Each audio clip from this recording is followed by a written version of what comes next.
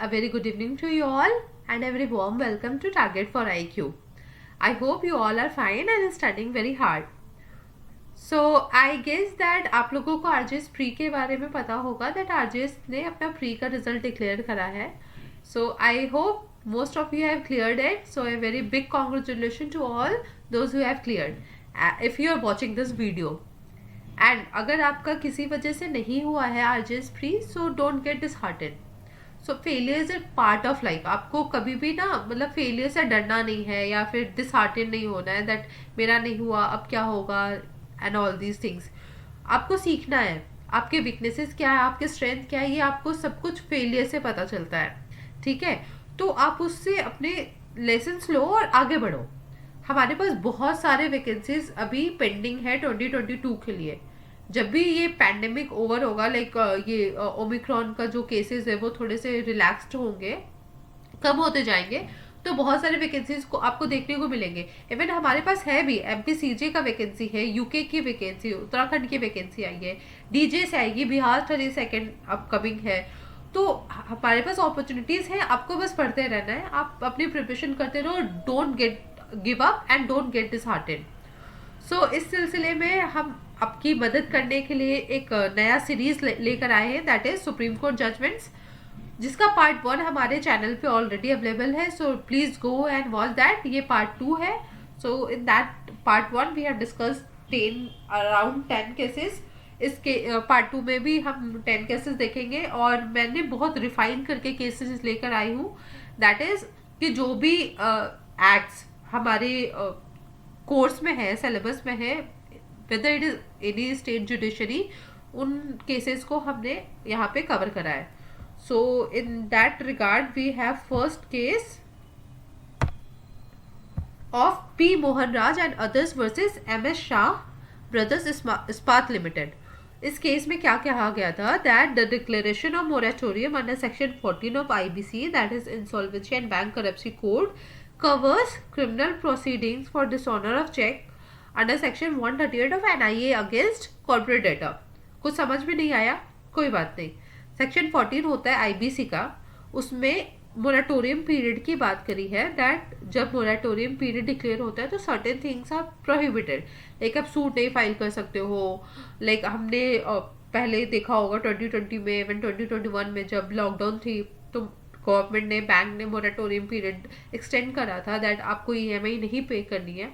तो उसी तरह से जब IBC सेक्शन 14 के अंदर डिक्लेरेशन होती है मोरेटोरियम के, तो प्रोसीडिंग्स नहीं हो सकते. सर्टेन और भी बहुत सारी चीज़ें हैं, सब क्लॉजेज हैं.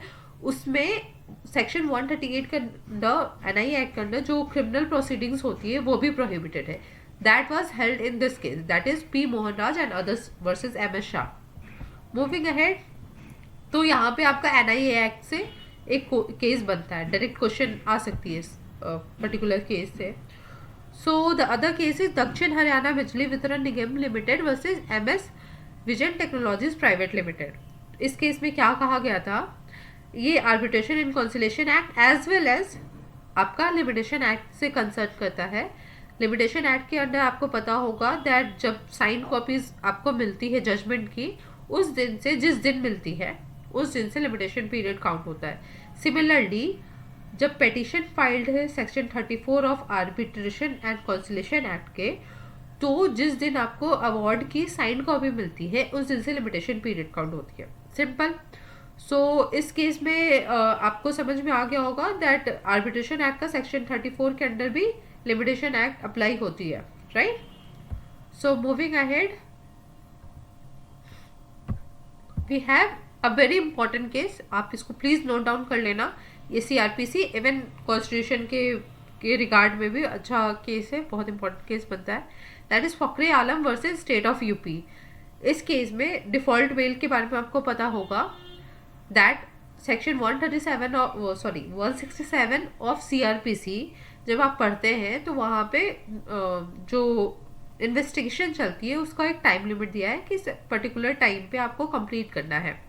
ठीक है, अगर आप कंप्लीट नहीं कर पाते हो तो जो अक्यूज्ड है who is under arrest during the whole process of investigation, that gets a right of default bail. उसको डिफॉल्ट बेल का राइट मिलता है अगर वो अरेस्ट में है मतलब इन्वेस्टिगेशन के दौरान पूरे टाइम वो जेल के अंदर है, तो उसे डिफ़ॉल्ट बेल के लिए राइट मिल जाता है अगर उस पर्टिकुलर टाइम में जो statutory given right time period investigation complete करने का, तो कोर्ट उसको बेल अप्लाई प्रोवाइड कर देगी अगर उसने अप्लाई करा है तो। इस केस में क्या हो रहा था दैट स्टेट गवर्नमेंट यानी जो पुलिस है वो एक बार चार्जशीट फाइल की, उसके बार बार सप्लीमेंट्री चार्जशीट फाइल करके एक्सटेंड करना चाह रही थी टाइम। ठीक है, सप्लीमेंट्री चार्जशीट के बारे में आप जानते होंगे, बट कोर्ट ने कहा है that state can not take advantage of filing one chargesheet first and seeking time to file supplementary chargesheet to extend the time limit. ठीक है, तो सुप्रीम कोर्ट ने डिक्लेयर कर दिया है दैट आप सप्लीमेंट्री चार्जशीट फाइल करके टाइम को एक्सटेंड नहीं कर सकते हैं। Court also reiterated that default bail under first proviso of section 167(2) of the CRPC is a fundamental right. It is also a fundamental right and not merely a statutory right. सिर्फ वो CRPC के under है इसकी वजह से ये नहीं कि वो statutory right है सिर्फ, even it is a fundamental right. So that's a very big thing. तो आप इस केस को ज़रूर से नोट डाउन कर लो। ठीक है, the case is Fakhre Alam versus state of UP. Moving ahead we have another case that is Aparna Bhatt versus state of MP. So आपने last year Rakhi for bail का जो जजमेंट था एमपी हाई कोर्ट का, वो काफ़ी एक तरह से किसी भी रीजंस के वजह से फेमस और इनफेमस हुआ था। तो इस केस में क्या कहा है सुप्रीम कोर्ट ने दैट एक तो पहले तो गाइडलाइन प्रोवाइड करी है, अगर सेक्सुअल ऑफेंसेस हैं that is very heinous kind of crime against a gender, so उस केसेस में आपको कुछ कोर्ट्स को, बिकॉज आपको बोल रही हूँ because you will become a court someday, I hope so, I wish for that. So in particular cases में you need to be very sensitive. ठीक है, सो वो पूरा गाइडलाइन एक मतलब कोर्ट ने डिक्लेयर करा है सुप्रीम कोर्ट ने, and the court had said that the High Court or any other court for that matter should avoid patriarchal and stereotypical notions about women, and also as I said they have also issued a guideline. Plus उन्होंने ये भी कहा that High Courts को that High Court should formulate a module on judicial sensitivity to sexual offences to be tested in judicial services examination. So हमारे लिए ये बहुत important बन जाता है because हम अपने जो भी लोग जुडिशरी की प्रिपरेशन कर रहे हैं उन्हें शायद आने वाले वैकेंसीज में या आने वाले जो भी नोटिफिकेशंस उसमें ये पर्टिकुलर सब्जेक्ट देखने को मिल जाएगा, that is judicial sensitivity to sexual offences, या फिर ट्रेनिंग होगी या फिर कोई मॉड्यूल होगा। So it depends on high court. Also supreme court has directed BCI to take steps to include courses as a part of LLB and AIB syllabus. तो LLB में और AIB के सिलेबस में भी शायद हम ये देख सकेंगे that the judicial sensitivity towards gender offences, right? So this is one very important and kind of milestone judgment. Moving ahead, we have Government of Maharashtra versus Bhorse Brothers Engineers and Contractors Private Limited. Before that, I apologize for my voice as I am suffering with congestion, तो मेरा voice थोड़ा सा break हो रहा होगा या फिर उतना clear नहीं होगा, so pardon me for that. So in this case, what Supreme Court has done that Supreme Court has overruled its prior judgment that was declared in 2019. That is NV International का verdict था जिसमें supreme court ने अपने पहले वाले judgement बोला था that delay beyond 120 days for arbitration appeal under section 37 cannot be condoned. आपको लिमिटेशन एक्ट के अंडर ये भी पढ़ा होगा आपने दैट सर्टेन डिलेज आर कंडोनेबल, मतलब कंडोन किया जा सकता है certain delays, but supreme court ने अपने प्रायर जजमेंट में कहा था दैट आर्बिट्रेशन अपील का कोई अगर केस है और डिले जो है 120 के डेज के बियॉन्ड है तो उन डिलेज को आप कंडोन नहीं कर सकते हैं। But in this particular case that ये जो करेंट केस है government of Maharashtra versus Bhorse brother का केस, इसमें कोर्ट ने कह दिया है दैट आप डिले कंडोन हो सकता है, अपने पुराने जजमेंट को ओवररूल कर दिया है। So the supreme court has now held that delay beyond 90, 60 और 30 days for filing appeals under section 37 depending on the forum can be condoned, मतलब फोरम के पे अगर डिपेंड करता है कि वो कंडोन करना चाहे या ना करना चाहे। Secondly the court added a rider, मतलब राइडर ये दिया है दैट डिले ऑफ मतलब condonation of delay should be an exception and not a norm, मतलब उसको जनरली ऐसा नहीं है कि हर केसेस में आपको उसको कंडोन करना है, rather it should be an exceptional cases, मतलब किसी केसेस में कर सकते हैं, ठीक है, right. So moving ahead, we have another very important case, that is Muhammad Salimullah versus Union of India. This is a very important case and आपको जो रोहिंगास का केस है वो आपने पढ़ा होगा, दैट रोहिंगास को जम्मू कश्मीर से और ये जो मतलब एरियाज हैं जहाँ पे वो है वहाँ से डिपोर्ट किया जा रहा था. So in that regard, Supreme Court has said that right not to be deported is ancillary to fundamental rights, but that is available only to Indian citizens. तो रोहिंगास वे नॉट इंडियन सिटीजन, अगर उन्हें deport किया जा रहा है तो it's not that कि उनका कोई फंडामेंटल राइट है जिसे कर्टेल किया गया या वॉल्यूशन हुआ है. So the supreme court has rejected the plea to stop deportation of Rohingya refugees detained in Jammu, a bench comprising two then of then CJI Bobde and Justices A.S. Bopanna and V. Raman Subramaniam. They observed that the right not to be deported is ancillary to the fundamental right to reside or settle in any part of India guaranteed under Article 19(1)(e) of the Constitution. तो हम यहाँ से 2-3 तरह के question बनते हैं. That right not to be deported is available to whom? To only Indian citizens, not to any refugee or any other foreign citizen. Secondly ये किस फंडामेंटल राइट का एंसिलरी है? So it is 19(1)(e), that is fundamental right to reside और settle in any part of India, right. So it's a very important case. It is आपने name note कर लो, Mohammad Salimullah versus union of India. So moving ahead, we have another case that is MS Niharika infrastructure private limited versus state of Maharashtra. सो इसमें क्या कहा था? Court ने कहा है that high court should not pass order of not to arrest और no coercive steps while disposing petition under section 482 CRPC. 482 CRPC आपको पता है inherent power of high courts.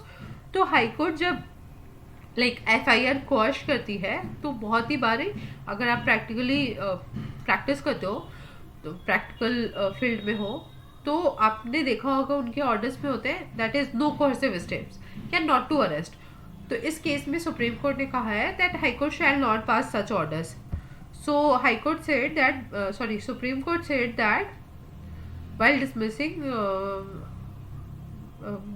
dismissing or disposing the quashing petition under section 482 CRPC and or under article 26 of the Constitution of India, या तो 482 CRPC के अंदर मतलब वो क्वेश कर रहे हैं या article 26 of the constitution, the high court shall not pass order of not to arrest and or no coercive steps either during the investigation is completed and or till the final report. Charge sheet is filed under section 173 CRPC. जब तक investigation complete नहीं हो रही या final report नहीं submit हुआ है तब तक ऐसे ऑर्डर्स आपको नहीं पास करने हाई कोर्ट्स को, राइट.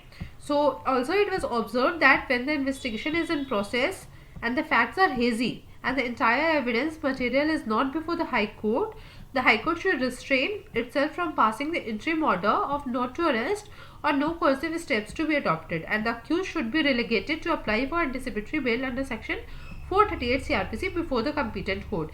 यानी यहाँ पे कह रहे हैं दैट जब तक इन्वेस्टिगेशन प्रोसेस में और फैक्ट्स बहुत क्लियर नहीं लाइक इट्स हेजी, उन केसेस में हाई कोर्ट को रिस्ट्रेन करना चाहिए किसी भी तरह का इंटरिम ऑर्डर पास करने से. दूसरा कि एक्यूज्ड के पास एंटिसिपेटरी बेल फाइल करने का in the competent court proper right है, right. So moving ahead we have another case that is asset reconstruction company versus Vishal Jaiswal, right. So इसमें कहा है the balance sheets entries can amount to acknowledge of debt under section 18 of limitation act. आपने limitation act पढ़ा होगा तो section 18 के under जब जो भी बैलेंस शीट्स के एंट्रीज हैं that amounts to acknowledgement of debt, तो ये इम्पॉर्टेंट बन जाता है उस कंटेक्स्ट में, ठीक है. So I don't think anything is important over here. यहाँ पे बस यही है that balance sheet entries are amount to acknowledge, right. So we have another case that is election commission of India versus MP Vijay Bhaskar. right? So in this case the court held that citizens have right to know what transpires in judicial proceedings. आपको पता होगा एक शायद Kerala high court, sorry Madras high court का एक तरह से एक जज ने कहा था दैट जब पैंडेमिक के टाइम पे रैलीज हो रहे थे, इलेक्शन रैलीज हो रहे थे, तो मद्रास हाई कोर्ट ने कहा था कि election commission should be booked for murder, ठीक है? तो इसके अगेंस्ट इलेक्शन कमीशन ने अपील किया था in the high court. In that case court ने ये कहा that citizens have right to transpire कि जुडिशियल प्रोसीडिंग्स में क्या चल रहे हैं, और सिटीजन को पूरा राइट है जानने का. इसीलिए ओपन कोर्ट का प्रोविजन है हमारे स्टैट्यूट्स में, ठीक है? जो बात मैंने कहा कि मद्रास हाई कोर्ट ने कहा that election commission should be held responsible, इस क्वेश्चन में सॉरी सुप्रीम कोर्ट ने कहा that there is no question of exposing जजेस oral remarks which are not part of judicial record. जो चीज जुडिशियल रिकॉर्ड का पार्ट नहीं है उसको exposing ahead. We have last case of Gurmeet Singh versus state of Punjab. In this case it is related to IPC का section 304B जो कि dowry death से रिलेट करता है. उसमें एक फ्रेज यूज हुआ है the soon before, right? So the supreme court said that in regard to the phrase soon before that it cannot mean immediately before.